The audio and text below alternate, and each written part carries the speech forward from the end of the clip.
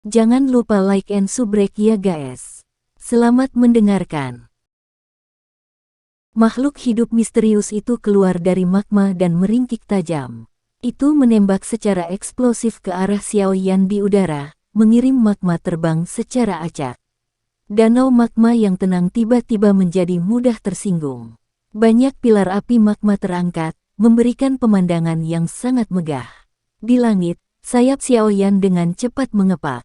Danau magma yang melonjak tiba-tiba juga menyebabkan kulit di kepalanya menjadi mati rasa.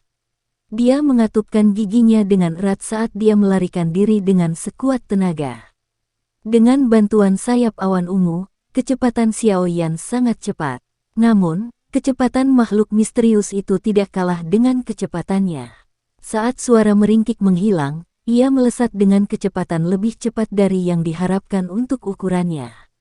Berangsur-angsur menyusul Xiaoyan, membuka mulut besarnya dengan sinis dan menembakkan 3 garpu seperti lidah merah cerah seperti panah tajam.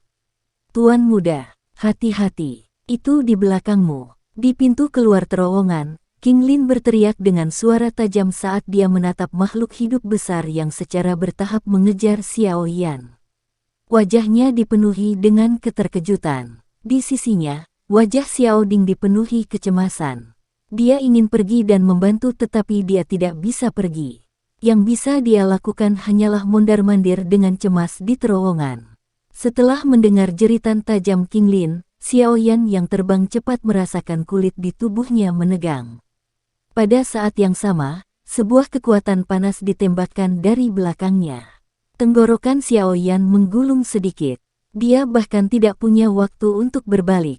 Saat dia mengepakkan sayap awan ungu, kakinya menendang dengan keras pilar batu besar di sampingnya yang tergantung di langit-langit dan berteriak, langkah peledak. Mengikuti suaranya, tubuh Xiaoyan terlipat menjadi bentuk busur. Dengan suara, cila, pakaian Xiaoyan menempel erat di kulitnya saat tubuhnya menegang dan langsung melesat seperti anak panah yang meninggalkan busur.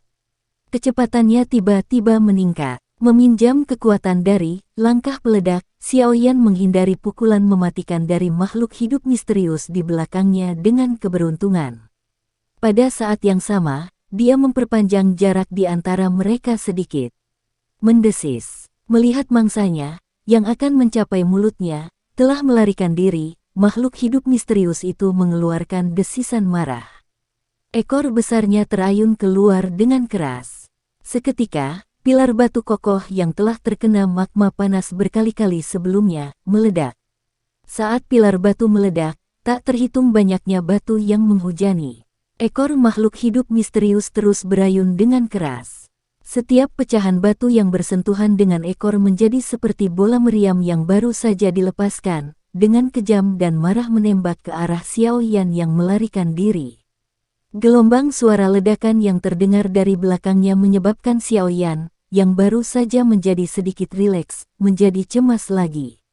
Persepsi spiritualnya meninggalkan tubuhnya dan mengelilingi area beberapa meter di sekitarnya.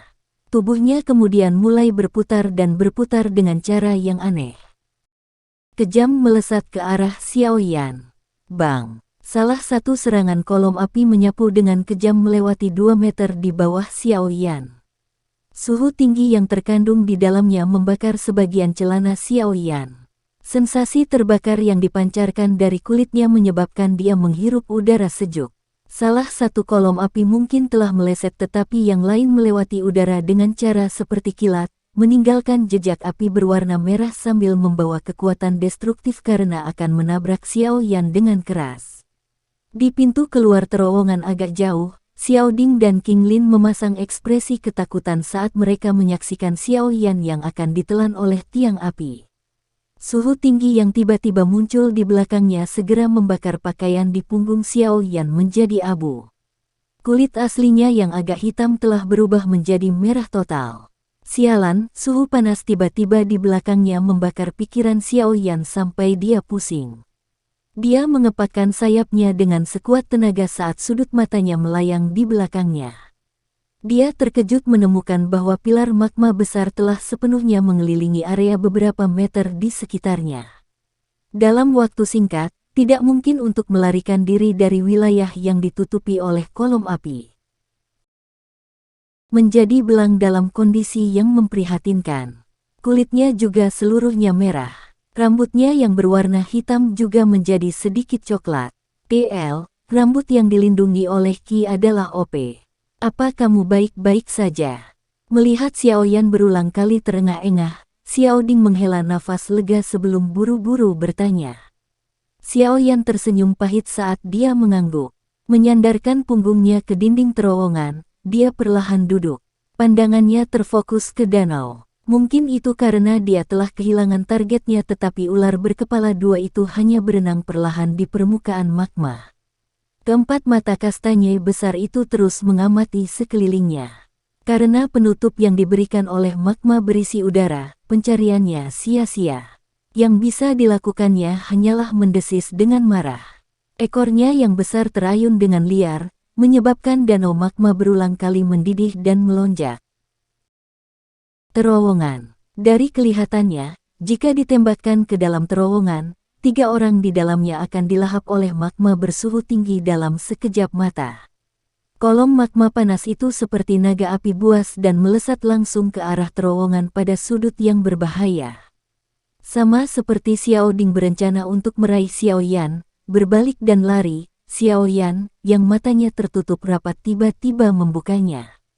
Penampilan yang mendalam dan lebih berpengalaman secara bertahap muncul di mata hitam gelapnya.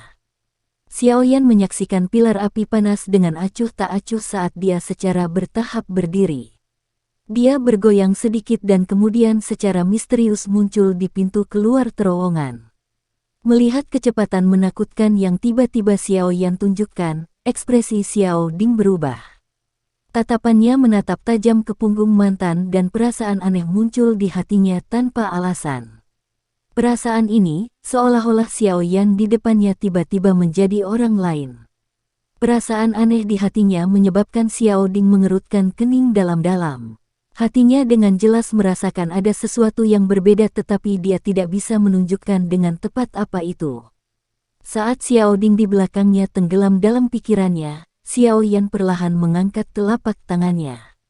Dia tiba-tiba mengepalkan tinjunya. Mengikuti kepalan tinjunya, riak energi tak berbentuk yang aneh tersebar dari telapak tangannya dan langsung membentuk penutup energi tak berwarna di atas pintu masuk terowongan. Kolom magma melesat dan ketika itu kira-kira 10 meter dari pintu keluar terowongan, tiba-tiba meledak tanpa peringatan. Magma menyebar ke segala arah dan perlahan mengalir ke bawah. Akhirnya, itu mengubah sampul tak berwarna menjadi warna merah menyala. Two-headed flame spirit serpent, biasanya hidup di tempat yang sangat panas dan bergantung pada konsumsi magma untuk hidup. Ia memiliki potensi evolusi yang sangat besar. Ketika baru saja lahir, itu adalah binatang sihir peringkat 1. Jika cukup beruntung, ia mungkin bisa berevolusi menjadi monster peringkat 6 yang sebanding dengan Do Huang. Cek-cek, makhluk yang cukup aneh. Sepertinya tempat ini memang memiliki jejak api surgawi. Melihat ular berkepala dua menciptakan kegemparan besar di danau magma, tawa samar keluar sebagai gumaman lembut dari mulut Xiaoyan. Mendesis. Melihat serangannya diblokir, mata Flame Spirit Serpent jelas menjadi lebih gelisah dari sebelumnya. Itu mengayunkan ekornya yang besar, dengan keras menabrak Xiaoyan yang berdiri di pintu keluar terowongan.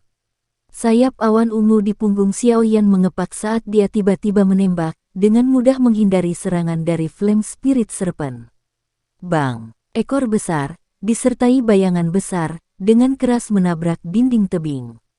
Seketika, suara teredam yang kuat terdengar dan banyak garis retakan besar muncul di dinding batu dan meluas seperti jaring laba-laba.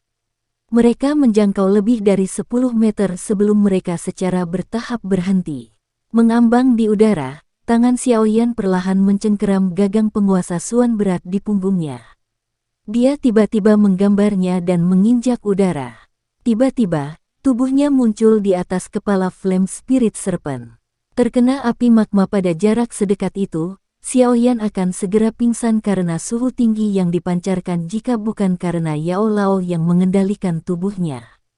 Penguasa berat di tangan Xiao Yan membawa suara ledakan yang ganas. Di tubuh penguasa, doki berwarna ungu yang bergejolak menebas udara, membentuk busur besar berwarna ungu yang tampak sangat indah. Bang! Penguasa berat itu seperti petir yang tidak memberi Flame Spirit Serpent kesempatan untuk bereaksi saat pedang berat itu menghantam dengan ganas ke kepala ular. Seketika, sisik merah yang membara itu pecah. Benang darah merah cerah mengalir keluar dari celah sisik dan menetes ke magma, berubah menjadi ketiadaan. Kis, mendesis. Menerima pukulan berat di kepalanya, Flame Spirit Serpent mengeluarkan gelombang desisan tajam. Ekornya yang besar meronta-ronta di atas kepalanya. Tubuh Xiao Yan seperti perahu kecil di tengah badai di tengah aksi kekerasan tersebut. Meskipun dia tampak berada dalam situasi berbahaya, dia masih bisa mempertahankan keseimbangan sempurna antara hidup dan mati saat dia bergerak bersama ular. Flame Spirit Serpent yang meronta-ronta di dalam magma tiba-tiba mengangkat dua kepalanya yang besar. Bentuk belah ketupatnya, mata besarnya membawa darah haus darah yang buas saat menatap Xiao Yan yang berulang kali menghindari segala sesuatu di udara. Ia tiba-tiba mengayunkan kepalanya dan sejenis api merah tua melonjak perlahan dari tubuhnya. Saat nyala api berangsur-angsur naik, itu mulai menembus ruang kecil dalam sekejap. Api merah tua perlahan berputar di udara dengan Xiao Yan di tengahnya. Dengan wajah kalah, pemimpin perusahaan, Tuan Muda, masih hidup. Saat kepala Xiao Ding berkabut, tangisan terkejut dari King Lin tiba-tiba terdengar di telinganya. Mendengar ini, Xiao Ding tiba-tiba mengangkat kepalanya. Tatapannya beralih ke api yang tak terbatas dan menemukan sosok seorang pemuda muncul secara tidak jelas di tempat energi itu menyebar. Sekian dulu ya guys. Terima kasih sudah mendengarkan, bye-bye.